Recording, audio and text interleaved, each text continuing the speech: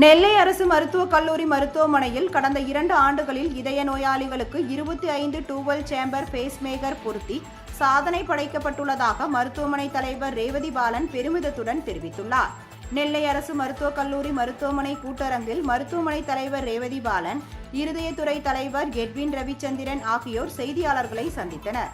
அப்பொழுது பேசிய ரேவதி பாலன், நெல்லை அரசு மருத்துவக் கல்லூரி மருத்துவமனை இருதயத்துறையில் குழந்தை இதயவியல் மற்றும் பிறவி இதய நோய் சிகிச்சை அளிப்பதில் தமிழகத்தில் முதலிடத்தில் உள்ளதாகவும், ஒருவருக்கு இருதய துடிப்பு குறைந்தால் தற்காலிக பேஸ்மேக்கர் பொருத்தப்பட்டு 40 வினாடிகளாக உள்ள இதய துடிப்பை 60 வினாடிகளாக உயர்த்த முடியும் என்று தெரிவித்தார்.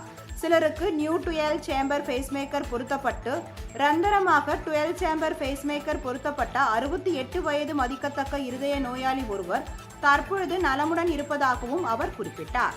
கடந்த 2 ஆண்டுகளில் நெல்லை அரசு மருத்துவக் கல்லூரி மருத்துவமனையில் 25 12 சேம்பர் பேஸ்மேக்கர் பொருத்தி சாதனை படைத்துள்ளதாக பெருமிதம் தெரிவித்த அவர், இந்த சிகிச்சை தனியார் மருத்துவமனைகளில் மேற்கொள்ளப்பட்டால் 7 லட்சம் ரூபாய் வரை செலவாகும் என்றார்.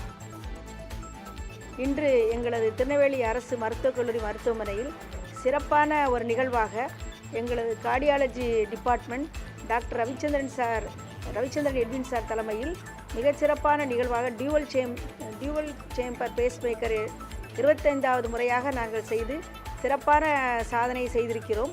இது பற்றிய அச்சீவ்மெண்ட் ஸ்டோரிக்காக உங்களையெல்லாம் அழைத்திருக்கிறோம்.